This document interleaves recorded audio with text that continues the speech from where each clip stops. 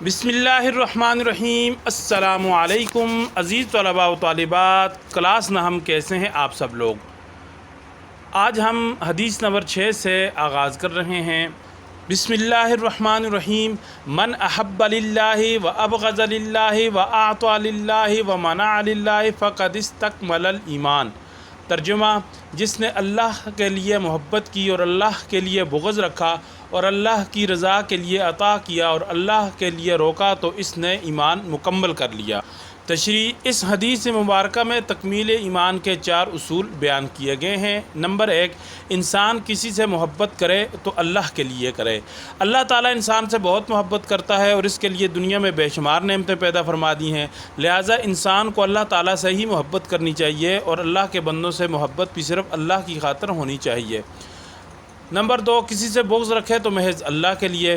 کسی سے عداوت اور ناپسندیدگی کا معیار صرف اللہ رب العزت کی ذات ہونی چاہیے۔ مومن صرف ان لوگوں سے بغض رکھتا ہے جو اللہ تعالیٰ کے نافرمان اور ظالم بندے ہوتے ہیں، کیونکہ اللہ تعالیٰ بھی ان کو ناپسند فرماتا ہے۔ نمبر 3، انسان کسی کو کچھ عطا کرے تو اللہ کے لیے۔ اللہ تعالیٰ کی راہ میں مال خرچ کرنا بہت بڑی نیکی ہے، لہٰذا مال خرچ کرتے وقت مقصد صرف اللہ تعالیٰ کی رضا اور خوشنودی ہونی چاہیے۔ اگر مال خرچ کرتے وقت دل میں دکھلاوا، نمود و نمائش اور ریا آ گئی تو انسان کا یہ عمل ضائع ہو جاتا ہے، اور ان جگہوں پر مال خرچ کرنا چاہیے جہاں خرچ کرنا شریعت نے جائز قرار دیا ہے۔ نمبر 4، اور کسی کو عطا کرنے سے روک لے تو وہ بھی محض اللہ کے لیے۔ اللہ تعالیٰ نے جن موقعوں پر جن اشیاء پر مال خرچ کرنے کا حکم نہیں دیا اور منع کیا ہے، اب وہاں اس کو نہیں خرچ کرنا چاہیے بلکہ اپنے ہاتھ کو روک دینا چاہیے۔ حضور صلی اللہ علیہ وسلم نے اس حدیث میں ان 4 اعمال کو ایمان کی تکمیل قرار دیا ہے۔ اللہ تعالیٰ چونکہ انسان سے بے حد محبت رکھتا ہے، لہٰذا انسان کو بھی چاہیے کہ وہ اپنی محبتوں اور الفتوں کا مرکز اللہ کی ذات ہی کو رکھے۔ دنیا میں جس سے محبت رکھے محض اللہ کی رضا کے لیے، اس کے علاوہ اول تو کسی سے بغض نہ رکھے، اور اگر کسی سے بغض ہو بھی تو محض اس بنیاد پر کہ اللہ تعالیٰ اس شخص کو ناپسند کرتا ہے، لہٰذا جب کسی سرکش و ظالم کو اللہ پسند نہیں کرتا تو ہم کیوں پسند کریں۔ اس کے علاوہ اگر کسی کو مال عطا کریں تو اس کی بنیاد بھی ریاکاری یا دنیاوی غرض نہ ہو بلکہ اللہ کی رضا ہو۔ اگر کسی سے ہاتھ روکیں تو محض اللہ کے لیے، اس لیے کہ اس سے اللہ تعالیٰ نے ہاتھ روکنے کا حکم دیا ہے۔ اگر ہم ان اصولوں کو اپنی زندگی کا شعار بنا لیں تو ہماری زندگی میں انقلاب آ جائے اور ہمارا ہر عمل خلوص پر مبنی ہو جائے، کیونکہ خالص نیت پر ہی اعمال کا دار و مدار ہے۔ حدیث نمبر 7، بسم اللہ الرحمن الرحیم۔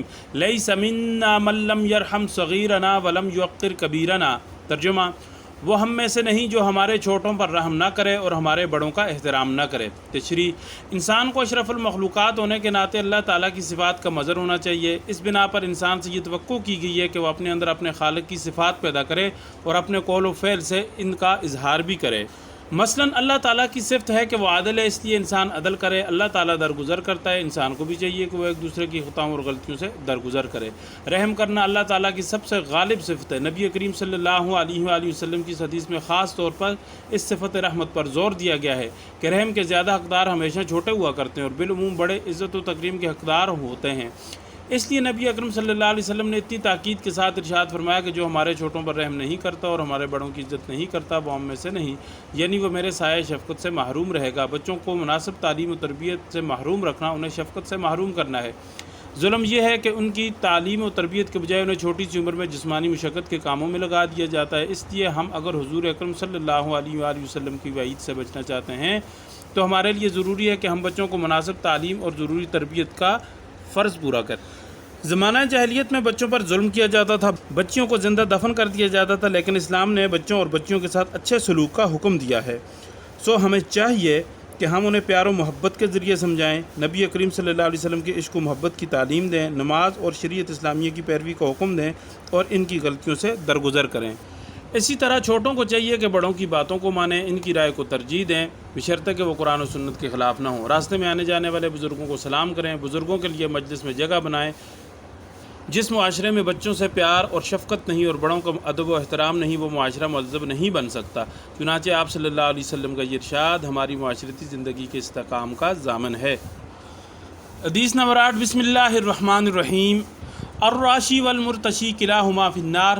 ترجمہ: رشوت دینے والا اور رشوت لینے والا دونوں آگ میں ہیں۔ تشریح رشوت کا چلن کسی قوم میں اس وقت عام ہوتا ہے جب عدل و انصاف ختم ہو جائے اور لوگوں کو ان کے حقوق جائز طریقے سے نہ مل سکیں۔ کسی قوم کی یہ حالت ان کے معاشرتی بگاڑ اور ظلم کی ایک نہایت خراب صورت ہے۔ جس معاشرے میں انسانوں کے جائز حقوق کی راہ میں ظالم اہلکاروں کے ناجائز مطالبے حائل ہو جائیں، وہاں امن و سکون بھلا کیسے قائم رہ سکتا ہے؟ اسی لیے رشوت دینے والا اور رشوت لینے والا دونوں ہی کے متعلق رسول اللہ صلی اللہ علیہ وآلہ وسلم نے ارشاد فرمایا کہ وہ جہنم کے آگ کا ایندھن ہے۔ یہاں پر توجہ طلب بات یہ ہے کہ رشوت دینے والے کا ذکر پہلے ہوا ہے، جس سے واضح ہوا کہ رشوت دینے والا بھی اس گناہ کی سزا سے بچ نہیں سکتا۔ حدیث نمبر 9، بسم اللہ الرحمن الرحیم، من نصر قومہ علی غیر الحق فہو کالبعیر الذی ردا فہو ینزع بذنبہ۔ ترجمہ، جس شخص نے کسی ناجائز معاملے میں اپنی قوم کی مدد کی تو اس کی مثال ایسی ہے جیسے کوئی اونٹ کنویں میں گر رہا ہو اور وہ اس کی دم پکڑ کر لٹک جائے تو خود بھی اس میں جا گرے۔ اس حدیث میں ناحق قومی حمایت کو ہلاکت قرار دیا ہے۔ اللہ رب العزت کا ارشاد ہے، وَتَعَاوَنُوا عَلَى الْبِرِّ وَالتَّقْوَى وَلَا تَعَاوَنُوا عَلَى الْإِثْمِ وَالْعُدْوَانِ۔ نیکی اور تقوی کے کاموں میں ایک دوسرے کا ساتھ دو، گناہ اور دشمنی کے کاموں میں کسی کا ساتھ نہ دو۔ اس حدیث میں اسلامی اخوت کی بربادی اور اسلامی معاشرے کی تباہی کا ایک بڑا سبب بیان کیا گیا ہے، یعنی جو شخص کسی جھوٹے اور ناحق معاملے میں اپنی قوم قبیلے کا ساتھ دیتا ہے تو وہ اپنی قوم کے ساتھ اپنے آپ کو بھی تباہ و برباد کرتا ہے۔ اس لیے ہمیں چاہیے کہ ہم بھلائی اور نیکی کے کاموں میں قوم اور نسل یا زبان اور علاقے کی تفریق کے بغیر سچ اور حق کا ساتھ دیں اور ناجائز کام میں کسی کا ساتھ نہ دیں، چاہے وہ اپنا کنبہ اور قبیلہ ہی کیوں نہ ہو۔ چنانچہ رسول اللہ صلی اللہ علیہ وآلہ وسلم کے اس فرمان کی روشنی میں ہمیں کبھی بھی ناحق طور پر اپنے قبیلے، برادری، دوست، احباب کا ساتھ نہیں دینا چاہیے۔ حدیث نمبر 10، بسم اللہ الرحمن الرحیم، ان اکمل المؤمنین ایمانا احسنہم خلقا۔ ترجمہ، یقیناً مومنوں میں سے کامل ترین ایمان والا وہ ہے جو ان میں اخلاق کے لحاظ سے سب سے اچھا ہے۔ اس حدیث میں اچھے اخلاق کو کامل ترین ایمان کی علامت قرار دیا گیا ہے۔ تشریح، انسانی شخصیت کی اصل تصویر ایک آئینہ بھی اتنی صاف پیش نہیں کر سکتا جتنا اس کا اخلاق۔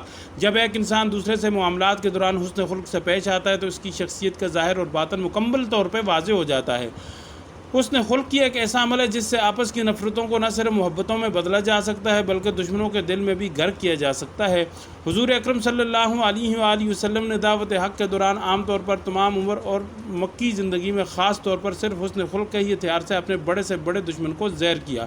ویسے تو حسن خلق کو نہ صرف مسلمانوں بلکہ تمام انسانوں کو اپنانا چاہیے، مگر مسلمانوں کے لیے تو حضور اکرم صلی اللہ علیہ وآلہ وسلم نے حسن خلق کو ایمان کی تکمیل کا پیمانہ قرار دیا۔ حسن اخلاق دراصل روزمرہ زندگی میں اللہ اور اس کے رسول صلی اللہ علیہ وآلہ وسلم اپنے نفس اور مخلوق خدا کے ساتھ ایک مسلمان کے طرز عمل اور رویے کا نام ہے۔ اگر یہ طرز عمل اور رویہ اچھا ہے اور شریعت کے اصولوں کے مطابق ہے تو اسے حسن خلق کہا جائے گا، اور اگر یہ طرز عمل اور رویہ اچھا نہیں تو اس کو برا اخلاق کہا جائے گا۔ اللہ رب العزت نے اپنے پاک کلام میں آپ صلی اللہ علیہ وآلہ وسلم کے اخلاق کی یوں تعریف فرمائی کہ وَإِنَّكَ لَعَلَىٰ خُلُقٍ عَظِيمٍ، بے شک آپ اعلیٰ اخلاق کے مالک ہیں۔ آپ صلی اللہ علیہ وآلہ وسلم نے فرمایا کہ تخلقوا بِأَخْلَاقِ اللّہ، اللہ تعالیٰ کے اخلاق کو اپناؤ، اور دوسری جگہ فرمایا بُعِثْتُ لِأُتَمِّمَ حُسْنَ الْأَخْلَاقِ، مجھے اچھے اخلاق کی تکمیل کے لیے بھیجا گیا ہے۔ اخلاق کا فائدہ یہ ہے کہ نفرتیں محبتوں میں بدل جاتی ہیں، دوستوں میں اضافہ ہو جاتا ہے، بڑے سے بڑا دشمن بھی دوست بن جاتا ہے۔ ہمیں چاہیے کہ ہم یہ اچھے اخلاق کا دنیا کے ساتھ، مخلوق خدا کے ساتھ مظاہرہ کریں، جس سے ہماری عزت میں اضافہ ہوگا۔